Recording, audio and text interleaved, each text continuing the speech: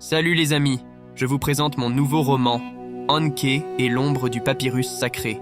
Alors n'hésitez pas à commenter et à me laisser vos avis. L'air brûlant du désert se mêlait au tumulte incessant des ruelles de Memphis, capitale animée du double pays. Les cris des marchands se heurtaient au fracas des chars, et les senteurs d'épices se perdaient dans l'odeur âcre des forges. C'est dans ce chaos vibrant qu'Anke avait vu le jour. Mais sa vie n'avait jamais reflété la richesse de la cité. Abandonné dès son plus jeune âge par une mère morte en couche et un père inconnu, il fut confié à un tuteur.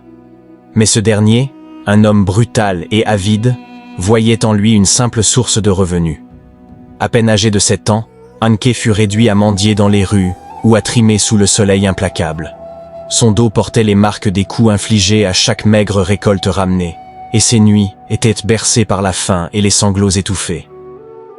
Un matin d'hiver, alors qu'un vent glacial balayait les rues poussiéreuses, le sort d'Anke bascula.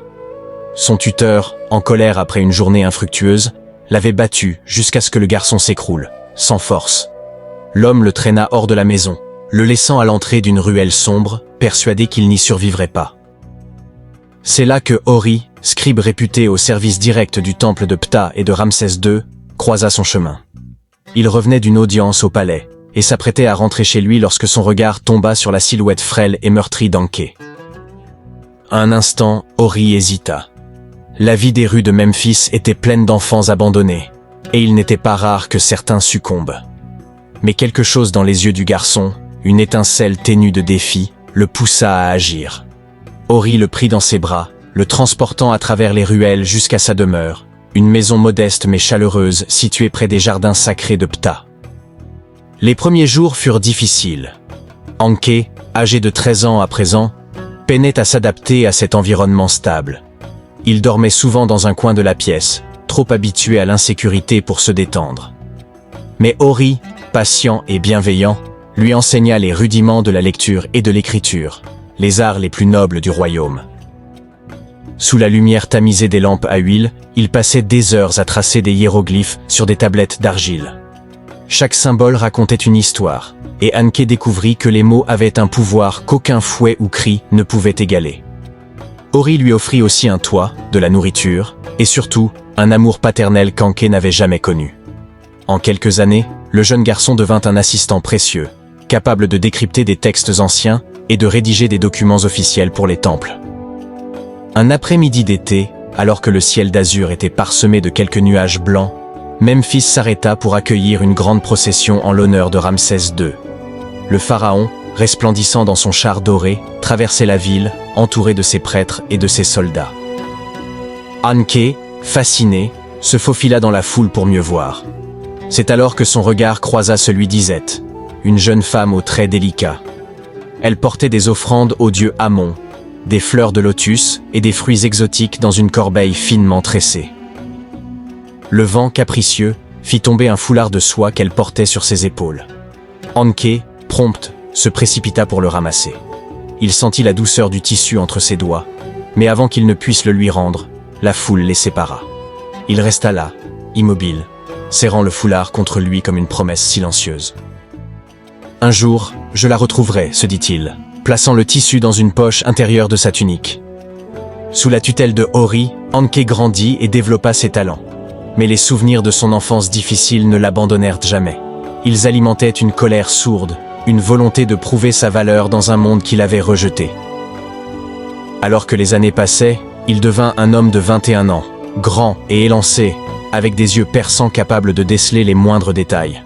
Son rôle auprès de Ori lui offrait une position enviable, mais il aspirait à davantage. La cité de Memphis, avec ses temples imposants et ses marchés colorés, semblait pleine de promesses. Mais dans ces ruelles sombres, des intrigues se tramaient. Une ombre grandissait sur le royaume de Ramsès, et Anke, sans le savoir, allait être entraîné dans une conspiration qui ébranlerait les fondations mêmes du pouvoir divin. Chapitre 1. La sagesse de Ori. Les premiers rayons du soleil se glissaient à travers les voiles de lin qui recouvraient les fenêtres de la maison de Ori. Le bruissement des palmiers dans la brise matinale et le chant lointain des oiseaux rappelaient qu'un nouveau jour naissait sous l'œil vigilant de Ray. Anke était déjà éveillé. Assis à son bureau de pierre, il s'appliquait à retranscrire des textes anciens en hiéroglyphes pour son mentor. Le scribe Ori entra dans la pièce, ses pas calmes mais assurés résonnant sur le sol en terre battue. Drapé dans une tunique simple mais immaculée, il portait l'aura de celui qui servait les dieux et Pharaon avec dévouement. « Anké, mon fils, Dit-il d'une voix douce mais ferme. n'oublie jamais que chaque mot que tu traces ici est une prière. Ce que nous écrivons, les dieux le lisent. » Anké leva les yeux vers lui, un mélange de respect et de curiosité dans le regard. Mais, maître Ori, Répondit-il. si les dieux savent tout, pourquoi avons-nous besoin d'écrire pour eux? Un sourire éclaira le visage de Ori. Il s'approcha, posa une main bienveillante sur l'épaule du jeune homme et s'assit à côté de lui. Les dieux savent tout, c'est vrai. Mais écrire, c'est leur offrir notre dévotion. C'est montrer que nous respectons Maat, l'ordre divin qui régit le monde. En transcrivant ces textes, tu fais partie de cet équilibre, Anké. La journée commença comme toutes les autres. Après le petit déjeuner, composé de pain d'épeautre et de miel, Anké et Ori partirent pour le temple de Ptah. Ce lieu sacré, avec ses colonnes imposantes et ses murs recouverts de fresques racontant les exploits des dieux, était le centre spirituel de Memphis. Anké aimait marcher aux côtés de Ori, observant avec fascination la manière dont le scribe saluait chaque prêtre, chaque serviteur du temple. Ori était respecté, non seulement pour son talent, mais aussi pour sa sagesse et sa droiture. Le travail au temple était exigeant. Anké devait organiser les archives, classer les offrandes, et surtout, assister Ori dans la préparation des textes officiels pour Pharaon. Mais sous l'œil vigilant de son mentor, il sentait qu'il devenait chaque jour un peu plus digne de son rôle. En fin de journée, alors que le soleil déclinait, Ori invita Anké à s'asseoir près du bassin du temple. L'eau claire reflétait les premières étoiles, et une brise légère portait avec elle le parfum des lotus. « Anké, Dit Ori en brisant le silence. sais-tu ce qu'exige Maat de ceux qui servent Pharaon? Le jeune homme réfléchit un instant avant de répondre. La justice, maître, et la vérité. Ori acquiesça, un éclat de fierté dans les yeux. Oui, la justice et la vérité, mais aussi l'humilité. Nous ne sommes que des instruments dans les mains des dieux. N'oublie jamais cela, Anké. Un silence s'installa entre eux. Pour Anké, ces moments de réflexion aux côtés de Ori étaient précieux.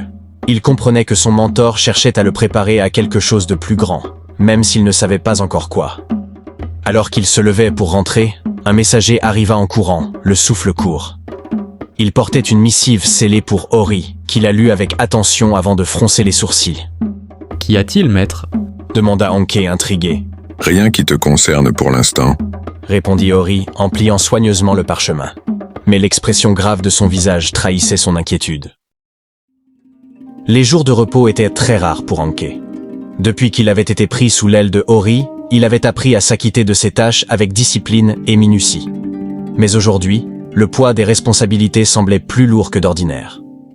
Assis sur un tapis de roseau dans une petite pièce du temple, Anké passait en revue les inventaires d'offrandes pour les dieux. Papyrus après papyrus, il transcrivait, comptait, classait. Chaque erreur pouvait entraîner des remontrances, voire une catastrophe si une offrande était oubliée pour une cérémonie importante. Anké, Appela une voix familière. Il sursauta légèrement, posant sa plume avant de lever les yeux.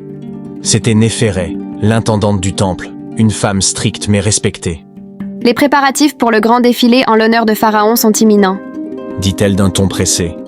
Nous avons besoin de ces inventaires pour ce soir. Tout doit être parfait, ou nous perdrons la faveur de Ptah. Anké hocha la tête, masquant l'anxiété qui montait en lui. « Oui, dame Néphéré, je m'en occupe. » Mais la réalité était qu'il se sentait submergé. Les attentes des prêtres, les enseignements de Ori, et maintenant les préparatifs du défilé pesaient lourdement sur ses épaules. En fin de journée, Anké se réfugia près du bassin sacré du temple, un lieu qu'il appréciait pour son calme. L'eau scintillait sous les derniers rayons du soleil, et le parfum des lotus semblait apaiser son esprit. « Pourquoi moi? Murmura-t-il en observant son reflet dans l'eau. Pourquoi Ori m'a-t-il choisi? » Il pensait à son enfance difficile, à son statut d'orphelin. Il n'était personne, juste un garçon brisé que le destin avait tiré des ténèbres. Pourtant, Ori voyait quelque chose en lui, quelque chose qu'il peinait à comprendre. « Tu es bien trop sérieux pour ton âge. » Lança une voix derrière lui. Anké sursauta et se retourna. C'était Séti, un jeune prêtre du temple, connu pour son caractère jovial et son rire facile. Les responsabilités ne sont pas toujours un fardeau. Continua Seti en s'asseyant à côté de lui. Elles peuvent aussi être une chance. Une chance de prouver qui tu es. Anke baissa les yeux, hésitant. Et si je fais une erreur? Demanda-t-il. Seti haussa les épaules avec un sourire. Alors, tu apprendras. Même Ori n'était pas parfait au début, tu sais. Ce que tu fais est important, Anke. Mais n'oublie pas, les dieux ne demandent pas la perfection, juste la sincérité. Le lendemain, Memphis était en effervescence. Le grand défilé en l'honneur de Ramsès II rassemblait prêtres, artisans et villageois de toute la région. Les rues étaient décorées de guirlandes de fleurs et l'air résonnait des chants et des tambours. Anke, posté près des scribes, observait avec fascination le cortège qui s'avançait lentement. En tête, les prêtres portèrent des effigies dorées des dieux. Derrière eux, les danseuses et les porteurs d'offrandes suivaient, leurs mouvements gracieux attirant les regards. C'est alors qu'il la vit. Son cœur manqua un battement lorsqu'il reconnut la jeune femme au milieu des porteurs d'offrandes. C'était elle. Cette silhouette qu'il n'avait jamais pu oublier. Elle avançait avec une grâce irréelle, portant un panier empli de fruits et de fleurs. Ses longs cheveux noirs, ornés de perles et tressés avec soin, encadraient un visage au teint de miel. Ses yeux sombres, profonds comme le Nil, semblaient captiver tout ce qui les entourait. Elle portait une robe blanche légère, ajustée à la taille, révélant des courbes harmonieuses et un port altier. À chaque pas, la lumière du soleil jouait sur les dorures de ses bracelets, ajoutant à son éclat. Le jeune homme était comme envoûté, incapable de détourner le regard. « Qui est-elle » souffla-t-il sans s'en rendre compte. À ses côtés, Seti suivit son regard et éclata de rire. Elle s'appelle Iset, une servante du temple de Ptah. Mais ne te fais pas d'illusions, mon ami. Elle est aussi insaisissable qu'un rayon de lune. Le cœur d'Anke battait la chamade. « Une servante du temple » répéta-t-il, comme pour graver cette information dans sa mémoire. Pourquoi cette question? Demanda Seti avec un sourire narquois. Aurais-tu des idées derrière la tête? Anke détourna les yeux, gêné, mais son esprit ne cessait de retourner à cette vision. Plus tard, Ori trouva Anke, encore distrait par ses pensées. « Anke, dit-il d'un ton paternel. tu sembles ailleurs aujourd'hui ?» Le jeune homme hésita avant de répondre, mais Ori posa une main rassurante sur son épaule. « Les responsabilités sont lourdes, je le sais. Poursuivit Ori. Mais souviens-toi, servir Matt demande un esprit clair et un cœur juste. » Anke hocha la tête, mais une part de lui restait troublée. Le poids des responsabilités pesait toujours sur lui, mais désormais, un autre fardeau s'ajoutait, celui de retrouver cette jeune femme et de comprendre pourquoi son souvenir l'avait marqué à ce point. Les ombres du temple de Ptah. Le soleil déclinait sur Memphis, projetant des ombres longues sur les murs blancs des habitations. Anke, plongé dans ses tâches habituelles, leva les yeux en entendant des pas approcher. Ori entra dans la petite pièce, tenant un parchemin entre les mains. « Une convocation de Népheret !» annonça Ori en déroulant le papyrus. Elle veut me rencontrer ce soir au temple de Ptah. Anke se redressa, un mélange d'excitation et de curiosité l'envahissant. « Le temple de Ptah? Je peux venir avec toi, maître » demanda-t-il avec insistance. Ori fronça les sourcils, pesant la question. Ce n'est pas une visite ordinaire, Anke. Ces affaires ne te concernent pas. Mais le jeune homme insista. « S'il vous plaît, maître, je pourrais être utile. » En réalité, Anke avait une autre raison. Il espérait secrètement recroiser la jeune femme qui hantait ses pensées depuis le défilé. Son image, ses gestes, son sourire, tout en elle restait gravé dans sa mémoire. Ori soupira profondément, levant les yeux au ciel. « Très bien, tu peux venir. Mais tu devras attendre à l'extérieur pendant que je discute avec Népheret. » Un large sourire illumina le visage d'Anke. « Merci, maître. » La nuit était tombée lorsque les deux hommes atteignirent le temple de Ptah, imposant et majestueux sous la lueur des torches.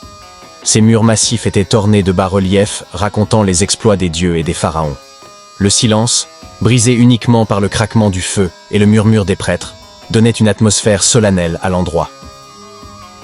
À l'entrée, Népheret attendait, droite et imposante comme une statue vivante. « Ori, je suis ravie que vous ayez répondu à mon appel. » dit-elle en inclinant légèrement la tête. Ori hocha la tête, respectueux, avant de poser une main ferme sur l'épaule d'Anke. « Mon apprenti est avec moi, mais il sait rester à sa place. » Népheret jeta un regard rapide à Anke, comme si elle évaluait sa présence. « Très bien, mais il devra attendre ici. » Anke fit une révérence, bien qu'un brin de déception teintât son expression. « Reste discret. » ordonna Ori avant de suivre Néphérès dans les profondeurs du temple. Anké, seul dans l'immensité du hall du temple, sentait le poids du silence. La lueur des torches faisait danser les ombres sur les colonnes ornées de bas-reliefs, racontant les gloires divines et humaines. Il marchait lentement, effleurant de la main les sculptures, son esprit chargé de pensées. C'est alors qu'il la vit. Elle avançait parmi les prêtres, portant un plateau d'offrande couvert de fruits et de fleurs. Sa démarche était gracieuse, presque irréelle. La lumière du feu jouait sur sa peau cuivrée, soulignant chaque courbe, chaque mouvement de son corps. Elle portait une robe légère, d'un blanc éclatant, qui semblait épouser le moindre souffle d'air. Des motifs brodés en or illuminaient les bordures du tissu, ajoutant une aura de mystère à sa silhouette. Ses longs cheveux noirs, soigneusement tressés, étaient décorés de perles et de rubans, et retombaient en cascade sur ses épaules. Son visage, c'était un tableau de perfection. De grands yeux sombres, bordés de cils épais, fixaient avec calme le chemin devant elle. Son nez fin et droit ajoutait à son élégance naturelle, et ses lèvres pleines semblaient constamment prêtes à esquisser un sourire. Anké sentit son souffle se bloquer. « C'est elle !» murmura-t-il presque pour lui-même. Isette ne semblait pas remarquer sa présence. Elle avançait avec assurance, chaque geste empreint d'une grâce naturelle. Ce fut seulement lorsqu'elle s'arrêta pour ajuster une des offrandes que son regard croisa enfin le sien. Leurs yeux se rencontrèrent et le temps sembla s'arrêter. Anké sentit une chaleur envahir son corps, comme si le destin lui soufflait qu'il se tenait devant un moment clé de sa vie. Elle inclina légèrement la tête, intriguée par l'insistance de son regard. Mais avant qu'elle ne puisse parler, il fouilla précipitamment dans sa tunique et en sortit le foulard qu'il gardait depuis tant d'années. « Ce foulard... » commença-t-il, sa voix tremblante. Isée fronça les sourcils, curieuse. « Où l'avez-vous trouvé ?» demanda-t-elle, une pointe d'étonnement dans la voix. « Je l'ai ramassé il y a longtemps, » répondit Anké, cherchant ses mots. « Lors d'un défilé, un vent l'a emporté et je ne pouvais pas le laisser là. » Elle esquissa un sourire, ses lèvres se courbant délicatement. « Vous l'avez gardé tout ce temps ?» Anké hocha la tête, ses mains serrant légèrement le tissu, comme s'il avait peur qu'elle le reprenne. « Je savais que je vous retrouverais un jour. » dit-il avec une conviction surprenante. Isette éclata d'un rire léger, doux comme une brise. « Vous êtes bien étrange, étranger. Gardez-le si cela vous fait plaisir. » Elle lui lança un dernier regard, mi-amusé, mi-intrigué, avant de reprendre son chemin. Anké la regarda s'éloigner, son esprit encore envahi par l'émotion. Elle n'était plus un simple souvenir ou une vision idéalisée. Elle était réelle, et leur destin semblait, d'une manière qu'il ne comprenait pas encore, liés. Serrant le foulard contre son cœur, il murmura à voix basse. « Isette, mon cœur bat pour toi. » Le jeune homme se retourna, ses pensées tourbillonnant, prêt à attendre Ori. Mais au fond de lui, il savait qu'il ne pourrait jamais détourner son esprit de cette mystérieuse femme.